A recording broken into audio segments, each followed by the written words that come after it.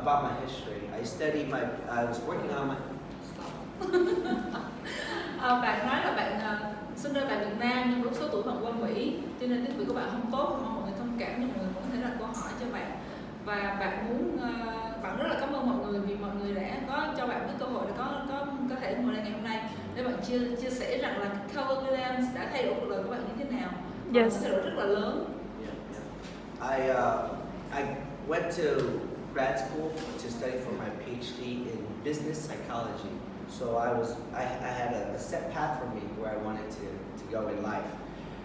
Somehow I truly believe that God or the universe, or however we believe it, sent me a place where, okay, I need to be here. I don't know why, but just realized that I think I should be doing real estate. And I got to the KW Williams office, and I knew when I walked in and I saw the people, and I see the KW Williams and all these wordings, it clicked so much with me. Bạn nói là tất cả mọi thứ xảy ra trong cuộc đời với bạn thì bạn nghĩ là nó là một cái định mệnh, hoặc là Chúa gửi cái điều đó đến cho bạn. Khi mà bạn vô tình đi ngang, bạn không phải là người tốt nghiệp ở cái ngành bất động sản, và bạn đi ngang qua phòng KW Việt Nam và đập vào mắt bạn là những cái từ mission và vision, những cái từ mà về tầm nhìn và sứ mệnh của KW Việt Nam, là cái đó là một cái giúp, không hiểu tại sao nhưng mà nó giúp cho bạn có những cái click, I don't know how to translate as well. nó thức tỉnh trong bạn những cái ý tưởng mới cho tương lai và có một kế hoạch cho tương lai. Yeah, KW Williams is the #1 happiest place to work. Do you guys know that? Yes. Okay. Yeah, and you have to believe it, because when you are in the right office with the right people, it's gonna fundamentally change your life in a divided way. But I think you all have to start believing first, you know. And you can translate this real quick. But when I came into the KW Williams, I didn't believe in myself. I didn't believe that I could do it. I didn't believe that I could sell houses and be successful. But this is what the leadership team, because of their mission, they set me down and said, you don't have to believe in yourself. Let them believe, let the leadership team believe in you first, and then you just trust them. And that's how life started to change. So, bạn nói là khi mà bạn vô KW Williams, bạn không thực sự tin vào bản thân bạn đâu, và không nghĩ là làm sao bạn có thể bán được nhà đâu. Nhưng mà những người làm leader, làm lãnh đạo ở trong KW Williams nói rằng không cần bạn phải tự tin vào bạn phải tự tin vào đó, mà hãy để cho chúng tôi tin bạn có thể làm được điều đó, và chúng tôi thay đổi bạn, và bạn hãy tin chúng tôi. Họ hiểu cái vấn đề đó. Tức là khi làm một người leader, mình phải làm cho nhân viên họ có cái lòng tin rằng mình sẽ thay đổi được họ, mình sẽ giúp họ làm được cái điều đó. Bởi vì họ đang không tự tin vào chính mình. Bản thân cái người agent không tự tin vào chính người agent đó, nhưng mà những người lãnh đạo sẽ là người truyền lửa và sẽ giúp cho họ sẽ ngày càng tự tin hơn và thành công hơn.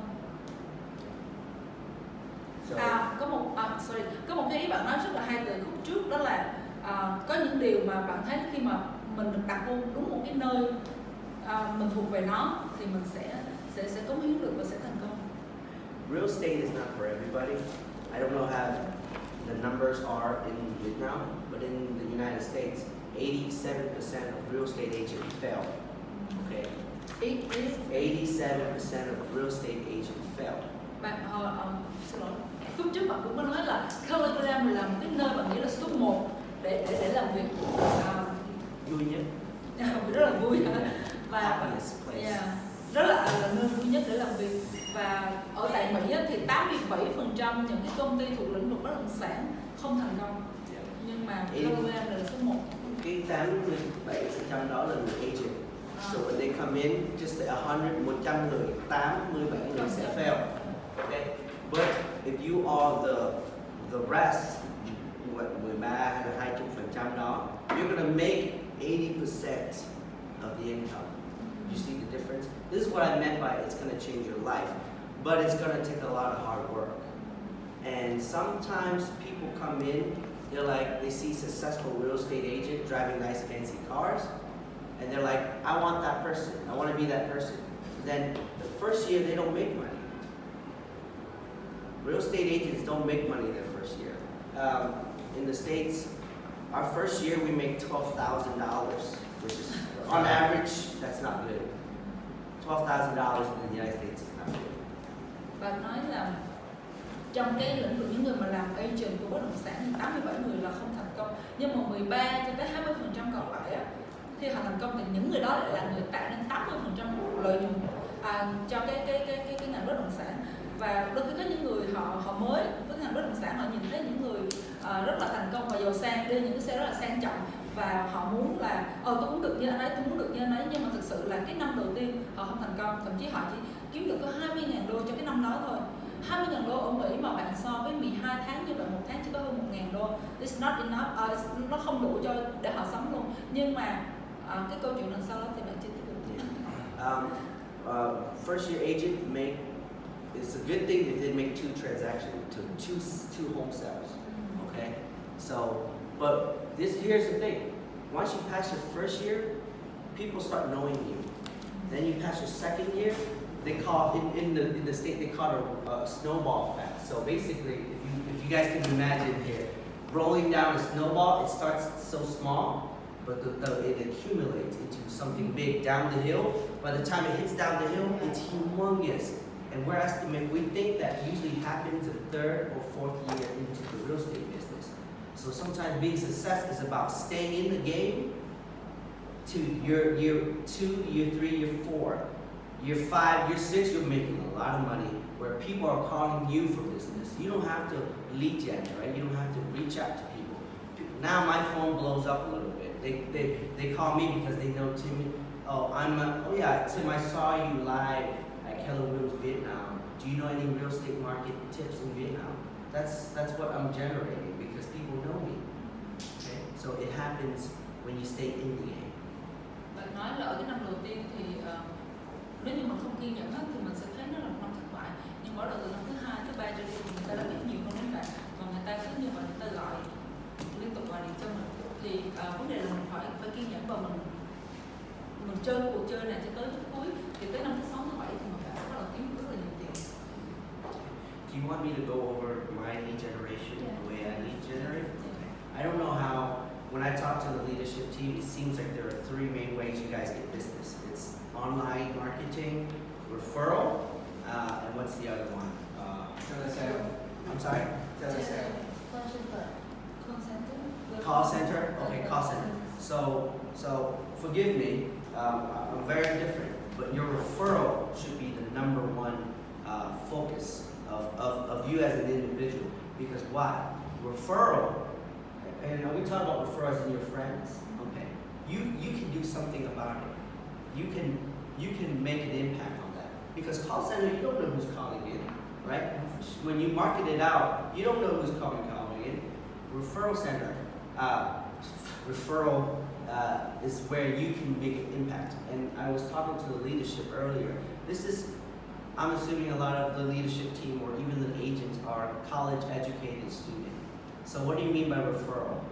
Well, you have your friends that you went to the university, and they have friends, mom and dad, or even people that are wanting to look into investing somewhere else. You can call them and engage in conversations, and that's how you build your starting it to let people know that you're in the business and you're doing well. So referral is really important for you. That's something that you can change, that you have big control over. And that's something that you should start with, and always, I think 80% of your business should be dependent upon that. Tại vì với cái cách mà làm bên Mỹ có thể nó sẽ hơi khác ở Việt Nam, và bạn cũng nói luôn là cái cách mà làm marketing thì có nhiều cách. Các bạn làm marketing online thì mình không có biết được là cái đối tượng sẽ tới với mình là ai. Khi mà mình gọi telephone thì mình cũng biết người mình nó gọi là ai. Nhưng với hình thức referral, dịch tiếng Việt như thế này cho nó chuẩn. Giới thiệu. Thì là cái giống như chuyện giới thiệu nhau á, thì nó sẽ rất là có một cái sự cam kết của hai bên, có một cái sự tin tưởng nhất định. Khi mà cái người, ví dụ cái cách mà bạn đang làm là bạn sẽ connect, bạn sẽ liên lạc lại với tất cả những người bạn của mình thời đại học, thời cơ đẳng, hoặc là những người thân người quen của mình. Thì những cái đó là những cái network để phát triển cái mạng lưới khách hàng của mình nó ổn định hơn. Xin hỏi chỗ nhà hàng nào ở đây ăn ngon nhất? Ở đây ngon nhất. Nó không đơn giản nhất. Thì chỗ nào ngon nếu mà nói về muốn ăn phở? Phở. Phở Hòa. Phở Phú Quốc. Okay. Because I asked her, she gave me referral. Yeah. I trust her more than I go online and say, oh yeah, this is, I should check this out. Because we build a connection, and this is much more powerful when that person is your best friend, okay? And so let's say I'm the agent, she's my friend, she has a mom, okay? Or her friend has a mom, but then they know her. So you're only not connecting with one person, you're connecting with 3, 4, 5, depending how many that person know. That's why it's so important. We're not talking about, I'm only meeting this guy, and he's my college. No, his whole entire family, his best friends, and his best friend's best friend. So you're only making one contact a day, but that contact is like a magnet, right? It spreads out to 5 other, 6 other people. That should work. So cái cách mà bạn khi mà mình bán qua cái sự giới thiệu thì nó có một sự tin tưởng nhất định. Và ví dụ khi mà bạn làm quen với một người đó, đừng có chỉ biết một người đó, mà biết cả bạn của người đó, một cha mẹ của người đó, thì cái mạng lưới, cái network của mình đó nó sẽ rộng hơn, giống như cái mạng nó sẽ lan truyền nhiều hơn. Và khi những người đó họ giới thiệu ngược lại thì ở đó họ có một tin tưởng nhất định dành cho agent, và nó sẽ làm nó dễ dàng hơn cho mình trong cái bán hàng. Can I ask you, do you have a best friend? Có người bạn thân không? Anh có người bạn thân không? Người bạn thân có người mẹ phải không? Nếu mà anh biết được cái ngày birthday của người mẹ, thì ngày birthday đó anh có thể mang một cái hộp trôm trôm tới biếu người mẹ đó thôi. Không cần nói gì hết, chỉ nói là năm ngày birthday của cô bác rồi. Thì I think it's very powerful as a Vietnamese. In the States, no one does it. So when I do it in the States, everyone's like, my goodness, he cares for me. Because this is what you do. People sell houses. It's a big money, a lot of cash. They want to trust you with that cash. So, but you need to establish cái trust đó, cái tin tưởng đó before the transaction. You don't do it when they know you wanted to buy. It's not going to work. You have to build that relationship before that transaction needs to happen. Okay. Very smart way. Yeah. Tại vì bạn nói là khi mà mình làm quen với một người nào đó mà biết cái ngày sinh nhật của người thân của người đó, ví dụ như là mẹ chẳng hạn, thì mình mang quà tới tặng cái người mẹ đó chỉ là một món quà nhỏ thôi, nhưng mà đó là cách để mình xây dựng những cái mối quan hệ. Và mình đừng có đợi cho đến khi mà họ bỏ tiền ra mua nhà thì mình mới tặng cái gì đó, mà cái quan trọng là mình đã có một cái mối quan hệ từ trước. Để rồi tại vì khi mà họ đã bỏ một khoản tiền lớn ra mua nhà là họ phải rất là tin tưởng mình, họ mới trao cái niềm tin đó cho mình. Và lúc đó khi mà mình đã có một cái cách của người Mỹ á, thì người ta không có quan tâm người khác một cách sâu như vậy. Nhưng mà cái cách của team làm nó rất là hiệu quả ở Mỹ. Khi mà bạn tỏ ra bạn quan tâm người ta, chân thành người ta thấy từ đầu để mình xây dựng được cái mối quan hệ tốt. Can I ask, just raise your hand, and you don't have to raise it, but how many people is in your database? Do you have a database? Yes. Trong cái database mình có bao nhiêu khách hàng, dữ liệu của mình, dữ liệu khách hàng từ một bạn có bao nhiêu khách hàng? And can you raise your hand who has 100 people in their database? Ai có khoảng 100? Okay, good. How about 200? More? 500. 500? 500. Nhưng ai có 1000? database là 500 người không? The reason why I asked is that how many people should you add into your database? Do you guys know? No? Okay. It calculates differently in the States versus here, but I don't know what the average price point for this area. Yeah, I don't know. But in the States, you can sell, and we're talking about Saigon, so Saigon costs a lot of houses, I'm pretty sure there's a million, okay? So it's pretty much the same in Washington, D.C., I'm assuming so. We have, top teams have around 300 to 400 people in their database. They don't have a lot. People think that you need 1,000 or 2,000. More people, the better. That's actually not, because if you're building a relationship, how do you connect with 1,000 people? You can't. You can only connect, spend your time with 100 to 200 people. And those are your database, your money maker. And I'll explain a little bit more once you finish that translation. Và nói là khi mà đừng có nghĩ rằng khi mà mình có quá nhiều cái dữ liệu khách hàng ở trong cái của mình đã là tốt, bởi vì thực sự bạn không thể nào xây dựng tất cả 1.000 mối quan hệ được, mà để mà hiệu quả nhất thì mình chỉ cần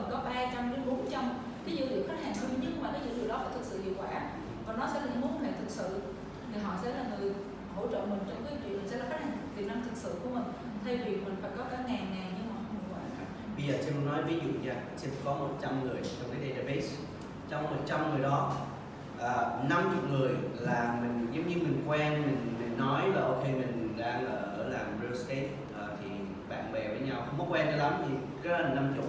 Xong rồi trong cái other 50 là cái 50 đó, 20 người là coi như là quen đi, là bạn thân hay là bạn gái cũ của mình hay sao đi, người ta biết của mình đi, ok. Nhưng mà trong cái 20 đó là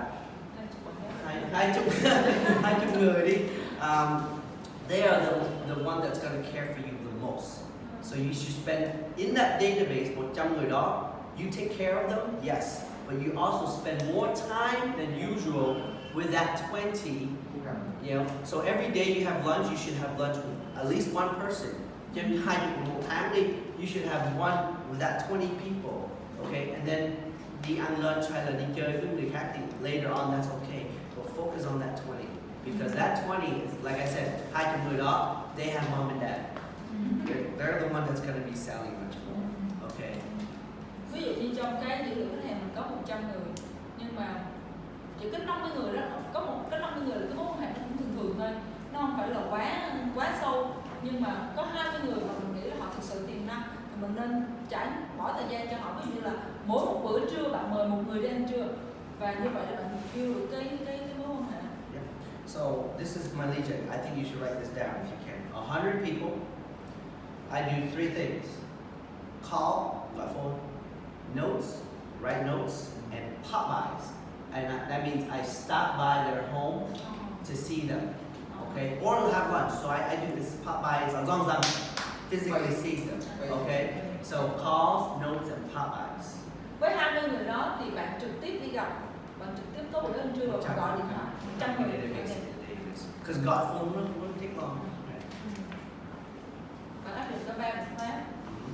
Call phải gọi phone, notes là ghi lá thơ. Người Việt Nam mình vẫn còn ghi lá thơ hay là ghi thơ? Không.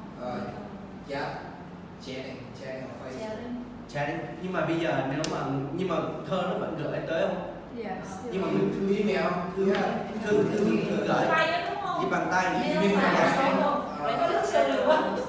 Luxury là mất hả? No, I'm just joking because we don't have a lot of time to do it. But that's the best way. I know.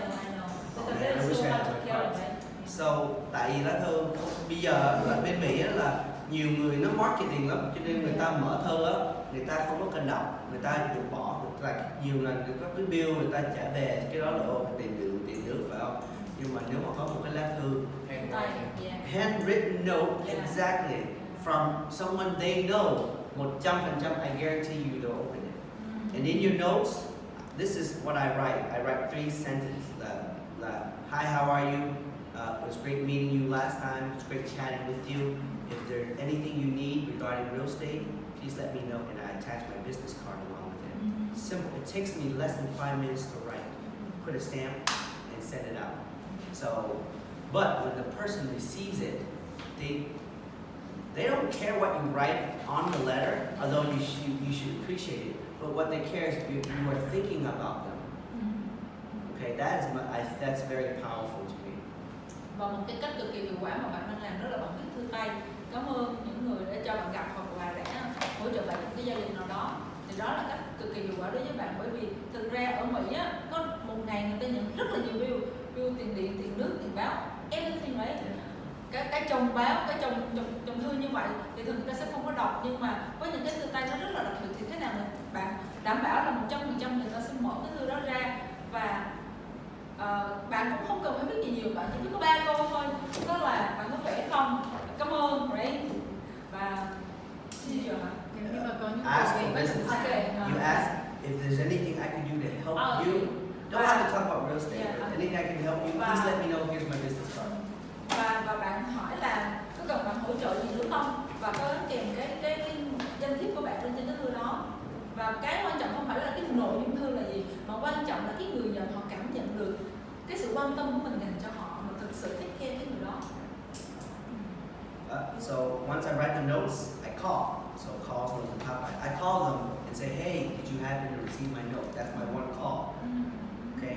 Once I'm done calling, I'll see if I can catch up for lunch with them.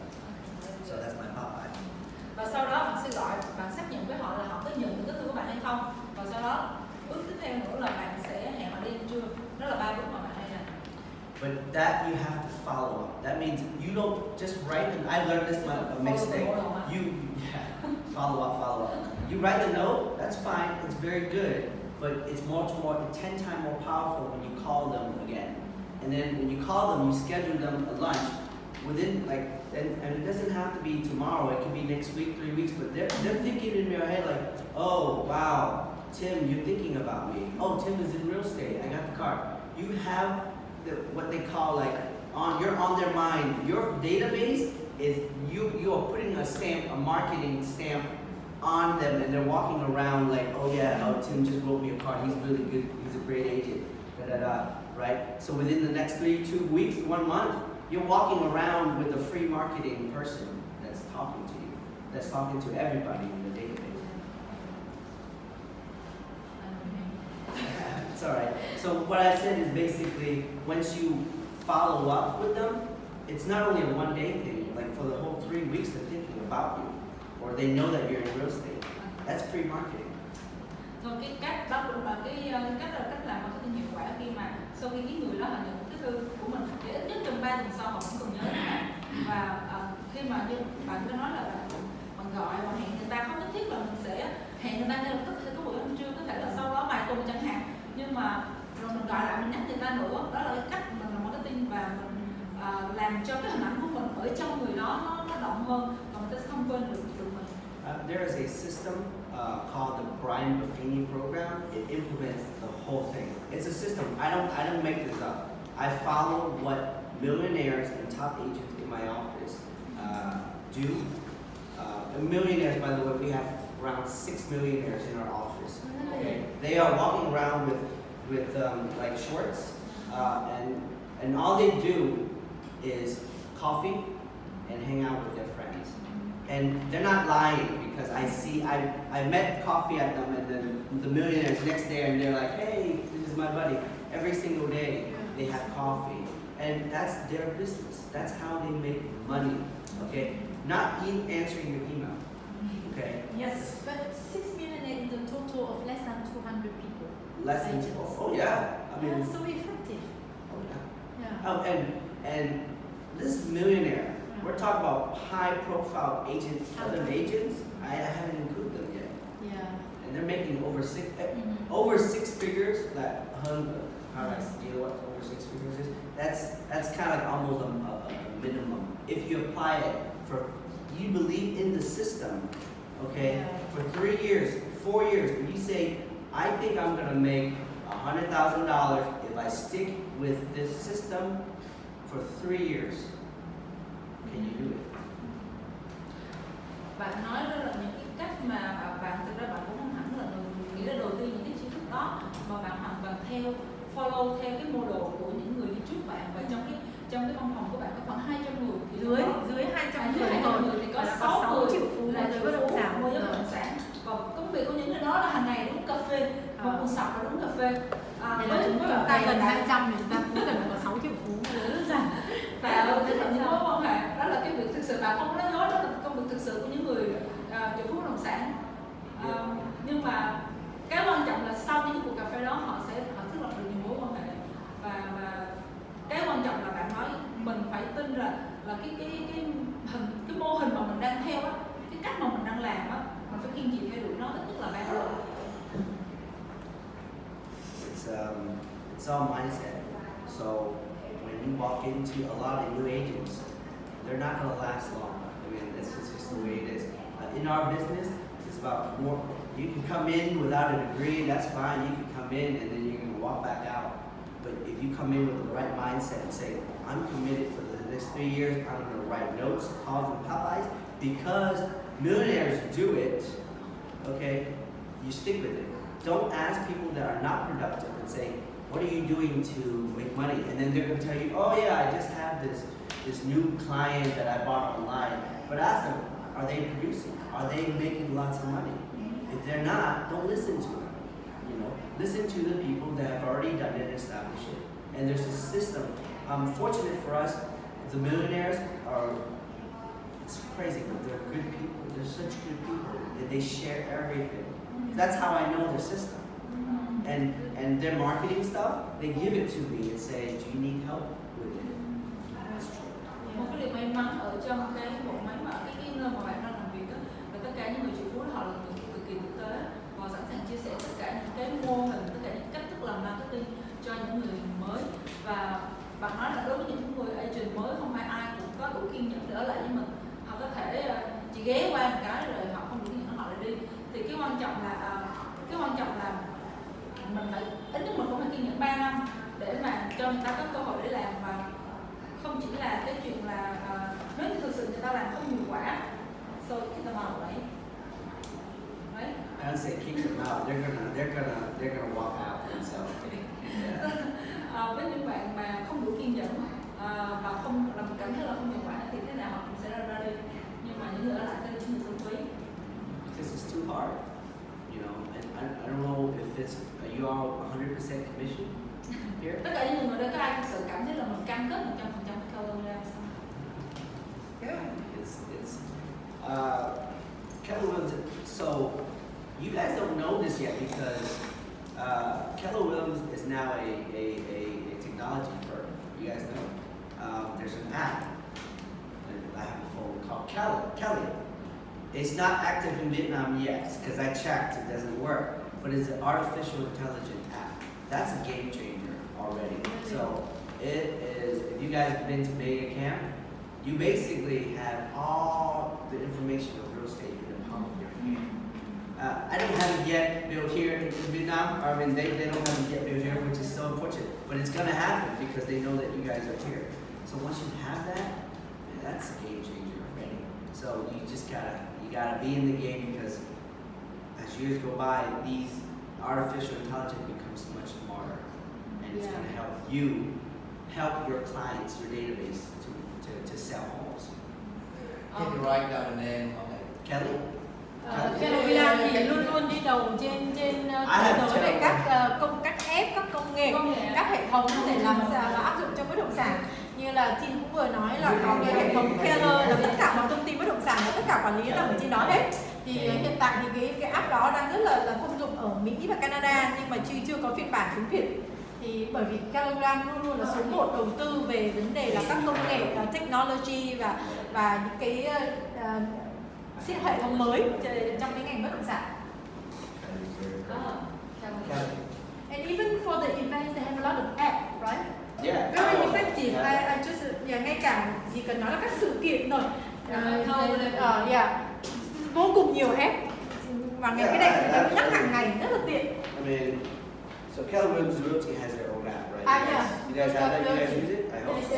different. So Kelly it's not loading because we don't have it here. Yeah, But it's artificial intelligence. It's like Siri but for the iPhone. It's not loading. I don't even have internet. But I say, Kelly, market stats for Ho Chi Minh City. Oh, it's not going. Okay. It goes up. Okay.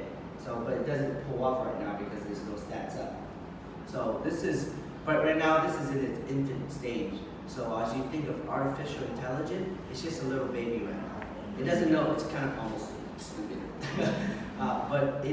But technology is an exponential growth. It's just not like this. It goes boom. So within the next 6 months, it's gonna grow up to be like a 20-year-old and then a 50-year-old in like a 1 year. You know, it's so smart that it's gonna be all in the palm of your hand. But you just gotta stick around because it's gonna come. I'm assuming it's gonna come in Vietnam. Thì cái KW Việt Nam đầu tư rất là nhiều cho cái hệ thống công nghệ thông tin và họ xây dựng rất là nhiều app cho các agent cũng như cho các khách hàng, và nó là một công cụ cực kỳ hiệu quả cho agent. Và cái việc mà KW Việt Nam đầu tư vào công nghệ nó nhanh hơn tất cả những công ty khác, và chỉ cần 6 tháng thôi là nó có một sự thay đổi vượt bậc về công nghệ nhiều tiền. Hồi nãy Huyền có hỏi Tim là ở bên Mỹ cái phản ứng của mọi người khi mà mọi người phải đóng cái tiền mà cái phí mà để duy trì cái hệ thống này như thế nào, thì bảo nói mọi người rất là happy. khi mà mọi người chưa thực sự tin tưởng vào hệ thống cũng như là mọi người chưa hiểu lắm về cái phí đó, thì bạn nói ủa sao kỳ vậy, tại vì ở bên kia thì mọi người rất là happy với bởi vì mọi người hiểu cái giá trị mà KW mang lại cho họ. Và có một cái điểm khác biệt đó là với người Mỹ khi họ xài hệ thống đó họ vào được toàn bộ cái dữ liệu training, tất cả những cái thông tin mà các dữ liệu đào tạo họ học á, tất cả những cái bài học ở trong đó, tất cả những cái chương trình ở trong đó thì nó là hiệu quả cho họ. Nhưng mà mình người Việt Nam mình không biết tiếng Anh, nhưng mà một khi KW Việt Nam đã áp dụng một cái bài toán lớn, một cái câu chuyện lớn trên toàn cầu, thì tiếng Anh nó là một cái công cụ bắt buộc là do mình thôi, do là mình không có tiếng Anh chứ không phải là do họ không cho mình xài, mình hiểu không? Nên khi mà cái việc mà mình phải đóng thì cái phí quản lý cái account đó, sau khi mở account để bạn có thể thâm nhập được cái hệ thống đó, tại vì họ đã chi rất là nhiều cho việc đầu tư công nghệ. Và cái tốt nhất là they have to improve the English, right? Improve the English. Actually, I don't know if I can agree or disagree. Here's what I know. Real estate is, I think, 80-90% mindset. It's always up here before anything. It's not, knowledge is good, it comes later. Your mindset needs to be there. So by mindset, I mean is when we are thinking about, oh man, I have to pay this fee. Your mind is focusing on little itsy bitsy stuff. But you should focus on the main picture. By main picture, what is your goal in life? I'm gonna try to have it translate soon, but when I came in the office, the first thing they do is set me down and ask, what is my goal? And we're not talking about, I want to become a millionaire. No. She said, why do I work? Why do you guys work? I work because I want to provide for my mom and my dad. So in 20 years, they don't have to do anything. If you have kids, I want to pay for their kids to go to the US to study, to travel the world and learn. That's my goal. I don't want to make millions so I can spend it. I think that would be nice, but I'll never be happy. I want to make a lot of money so I can provide, give my mom and dad the opportunity that they haven't had, give my kids the opportunity that I didn't have. That's the big picture, that's the mindset. Và nó quan trọng đối với những người làm bất động sản là làm sao thay đổi cái mindset, cái suy nghĩ của họ, cái nhận thức của họ, bởi vì cái chuyện là bạn phải trả một khoản tiền rất là nhỏ, và nếu như bạn lúc nào cũng nghĩ tới nó mà bạn không nghĩ tới bức tranh lớn hơn, bạn không nghĩ tới một cái tương lai lớn hơn, bạn không nghĩ tới một cái viễn cảnh to lớn hơn là cái chỗ gì 20 năm sau bạn có thể khi mà bạn đi vô một cái KW Việt Nam, họ hỏi là không phải hỏi là bạn muốn làm triệu phú, mà vấn đề là bạn đi làm để làm gì, và câu trả lời của bạn là bạn muốn có thể lo được cho ba mẹ của mình. Thì vấn đề là 20 năm nữa ba mẹ không muốn phải làm gì nữa, và mình cũng có thể có tiền để lo cho con đi du học, đi làm cái kia, có thể lo cho gia đình. Thì cái quan trọng là mình phải thay đổi được cái nhận thức của người đó cho một bức tranh lớn hơn, cho một cái tham vọng lớn hơn. Là tại vì khi mà họ cứ nghĩ hoài cái con số nhỏ nhỏ đó thì nó cũng sẽ hạn chế họ trong cái việc phát triển tương lai của họ. So I have this board that I made, a picture of my mom, my sister, and a ticket to Vietnam. And that ticket says hàng, năng. So that's a ticket that I've already purchased to them. Even though, but that's my goal, is because that's why I work. That's why I take in the charge, because that's where I want to go from A to B. So when you have that mindset, nothing stops you from getting that. But everything will stop you once you think about the little things. You guys get it? So about real estate and mindset of, you're going to fail a lot. You're going to have rejection. People are not going to like you. You're going to feel very weird when you write a note, your first note, and you're like, why did I listen to Tim? Like, who is this guy? But when you do it often and you believe in the system, your business will run like no one else in Vietnam, because no one else is doing it. That's why KW Williams is so amazing to me. Like, I have to go here because I want to see a lot of millionaires walking around, and I'll be at least sitting here and know that, oh, I was there for it. And it's gonna happen to you. You guys haven't seen it yet. You just need to believe in the system. I can't teach you that. Bạn nói là cái chuyện thay đổi cái suy nghĩ, cái nhận thức đó rất là tuyệt quan trọng ở cái chỗ, nhắc lại cái câu chuyện này, khi mà mình cứ nghĩ tới những cái chuyện nhỏ nhỏ thì mình sẽ không phát triển lớn được. Và ở đây thì bạn nói là khi mà bạn làm việc với KW thực sự nó rất là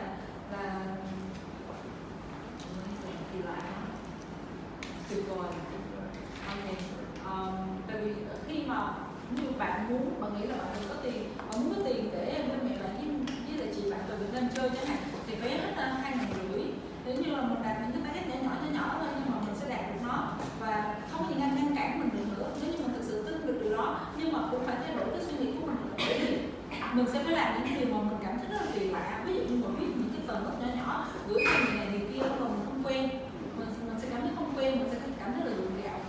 Nhưng mà khi mình làm nó một cái thời gian và mình biết là nó có hiệu quả cho mình thì mình sẽ thay đổi cái suy nghĩ của mình thay đổi là tại sao mình làm nó và mình làm nó để được cái gì, mình sẽ tiếp tục cái công việc đó để cho nó ngày càng thành công hơn. I'm going to try to wrap it up very quick, but it does go back to mindset. I found out really quick doing real estate that a lot of people are very lazy. I'm so unfortunate. And how I know that, real estate will show you, because those people that hard work and believe in themselves, they will surpass all those obstacles and become who they want to be. Because real estate is probably one of the few where you have total control of how much money you can make, because how hard you can make it. So let's go. If you work in the banking industry, you have your boss that you have to respond to. I don't know what else you do, but you have other people that tell you no. Real estate, if you fail, that's fine. Wash it off. Next client, next stage. You don't stop until you get to become whatever you want to be. Make your first million, and say to yourself that you're going to do it. So that's what mindset is. When I came into the business, I didn't believe that young people wanted to buy a house for me. Why? They have other great young people that are doing well. Why would they believe in me? It was all mindset. I said that to myself. I didn't even start the business. But then next thing you know, once I already have a person, young people start buying from me, I'm like, wait, that's just me lying to myself. And then now I'm building a business where it's like all international. It's like all people from all walks of life. I know, I'm sorry. And that was to wrap it up. So I'll try. Okay. Bạn nói là cái quan trọng của cái người làm bất động sản là mình thay đổi cái suy nghĩ của mình, và bạn nhận ra là trong cái ngành bất động sản thực ra nhiều người rất là lười biếng và người ta sẽ không thành công được nếu như với một cái mindset người ta không thay đổi. Vì khi bạn làm trong bất động sản mà bạn làm trên KW, điều bạn rất là xung quanh bạn rất là nhiều triệu phú và bạn sẽ hỏi rất là nhiều thứ, cũng như là nếu như bạn làm ở ngân hàng chẳng hạn thì bạn phải chịu áp lực của sếp, chịu áp lực của khách hàng. Nhưng mà khi mà làm bất động sản bạn không thành công thì ok, không sao cả, bạn sẽ có một cái điểm thứ hai, và cái việc làm bất động sản không phải lúc nào cũng thành công. Bạn sẽ có những lúc rất là mệt mỏi và bạn không đạt được cái điều mà mình mong muốn, nhưng mà cái điều quan trọng là mình phải kiên trì, mình theo đúng cái quy trình mình cần phải làm và mình tin tưởng vào chính bản thân mình. Như khi mà bạn bắt đầu cái công việc này, bạn không có nghĩ là bạn có thể bán được cho người Mỹ trắng, bởi vì ở Mỹ trắng nó sẽ có sự phân biệt nhất định và họ ít có thích làm việc với châu Á, cho họ chỉ tin vào người Mỹ trắng thôi. Thì khi mà bạn bán được cho một người Mỹ trắng đầu tiên rồi á, thì bạn ủa rõ ràng là mình làm được, nhưng trong khi trước đó thì bạn không tin điều đó. Thành ra là quay lại là bạn tự nói chính mình là quan trọng, là cái mindset của mình, cái suy nghĩ của mình thay đổi và mình tin vào chính mình làm được thì cuối cùng mình sẽ làm được. I can open up to any questions that you guys Okay, các bạn có câu hỏi gì không? Anh làm bao nhiêu lâu rồi ạ? Yeah. I did 2 years. So at for 4 years, but KW has been 2 years. Bạn đi làm 4 năm thì KW làm là 2 năm. So before KW, you have any relative experience? Yeah. Oh yeah. Well, my family and I invested. I'm an investor. So a bunch of my friends are investors too. So that's why we go back to. In the States, there's lots of people that want to invest in Vietnam. They're trying to figure out and establish relationships, but it's so hard. People don't know. Cái thay đổi lớn nhất khi mà anh làm KW Việt Nam là gì ạ? The big change you have What's the when you work biggest with change? My mindset. Yeah, Mindset. my mindset.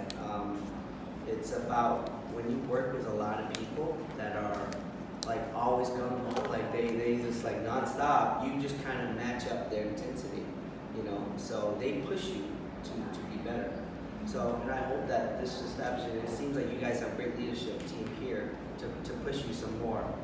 I mean, you know, real estate. You know, if you hang out with people that are lazy and or like to talk, I was saying there's a chat box outside. People like to talk a lot. You're not making your work done. So every day I generate. From 9 to 5. 9 giờ tới 11 giờ. I close the door. I call. You know, I write notes. I don't get out until I finish it. That's only 2 days. 2 hours each day. and that guarantees you, if you base on the model, it guarantees you to be a millionaire real estate agent. So you guys are like, wow, it's a piece of default, 2 hours a day, every single day. Well, Friday, Saturdays. Cái thay đổi lớn nhất mà bạn có được khi làm camera, bạn thay đổi cái suy nghĩ của mình thì khi mà bạn tập trung làm một cái điều gì đó theo đúng cái mô hình đó và kiên nhẫn thì bạn sẽ mình đã thành công rất nhiều lắm. Cái thay đổi rất là lớn và mỗi một ngày làm việc của bạn là từ 9 giờ tới 11 giờ bạn sẽ đóng cửa lại và bạn chỉ gọi thôi, bạn chỉ gọi cho khách hàng, đồng thời viết những cái note, những cái thư tay cho khách hàng là bạn làm kế hoạch của bạn trong ngày hôm đó 2 tiếng là bạn phải làm xong bạn mới ra khỏi phòng. Bạn fix cái giờ như vậy luôn. Going back to your question, do you guys read the one thing? Okay, so the one thing is it's Millionaire Real Estate, the red book, and then the one thing is it's the white one. It's highly recommended. And in that, Keller Williams says, what is one thing you need to do that by doing it, everything else, you don't have to do anything else. Okay? So everyone wakes up like, oh man, I have to do this. I have to go buy my wife this, take care of the kids this and that. Think about it. What is one thing that if you do that, maybe the rest doesn't matter. So most oftentimes you will say it's about your business. If you sit down, the first thing you do on the day, as long as you call your client, okay? Let's say that's your one thing. Hey, how are you doing? Boom, you're done. You can go home happy. So as long as you do one thing, okay? Now let's switch to the other thing where you're like, bạn nói là cái hai quyển sách bạn đề nghị mọi người nên đọc cái quyển The One Thing là mình đã biết rồi, hai màu đỏ, còn quyển thứ hai là quyển màu trắng, một quyển One Thing. Tức là khi mà mình tập trung vào một thứ thôi thì tất cả những thứ khác không còn quan trọng nữa, mà mình chỉ tập trung những cái kết quả đó. there's lots of things that happen in your life. Trust me. I wake up at 5 a.m. And I do my prayers. I go work out. I actually was at a boxing gym before. So I've been on vacation. No excuse. I'm still boxing.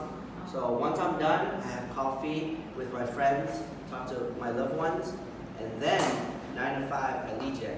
By 12 I'm done with work. I don't have to do anything. I go home.